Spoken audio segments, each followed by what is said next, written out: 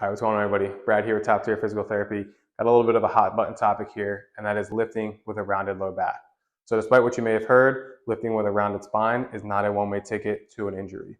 So I think we could all agree that if I was to bend over and pick up this 4-pound dumbbell, I can do that with a rounded spine, and the chances of me hurting myself are very, very low. Not zero, but pretty close to it. When we get into these heavier weights, especially with a deadlift, sometimes you see somebody round the low back a little bit as they struggle to lift that weight.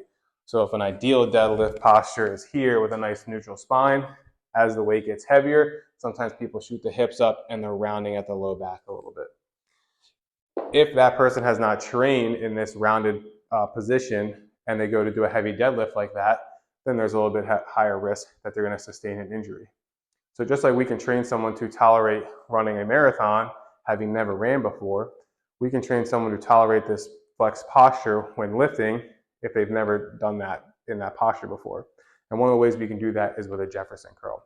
So a Jefferson curl is simply bending over to touch your toes or reach towards your toes, but rounding every segment of your lumbar spine as you do so. So it'll look like this.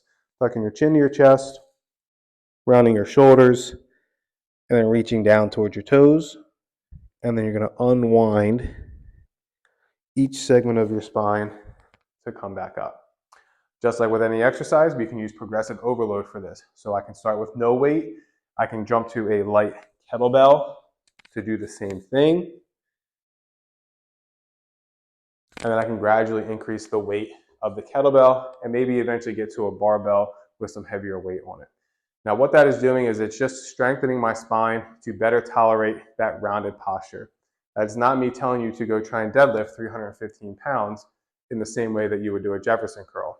All we're doing is increasing the resiliency of our spine when we get into that little bit of a rounded position doing a heavy deadlift. So it's something that can be trained over time, just like you can train your tolerance to running a marathon. But going from zero to deadlifting with a rounded spine could be the same thing as going from your couch to trying to run a marathon. There's a good chance you're going to hurt yourself, but if you train for it, there's a better chance that that injury does not happen.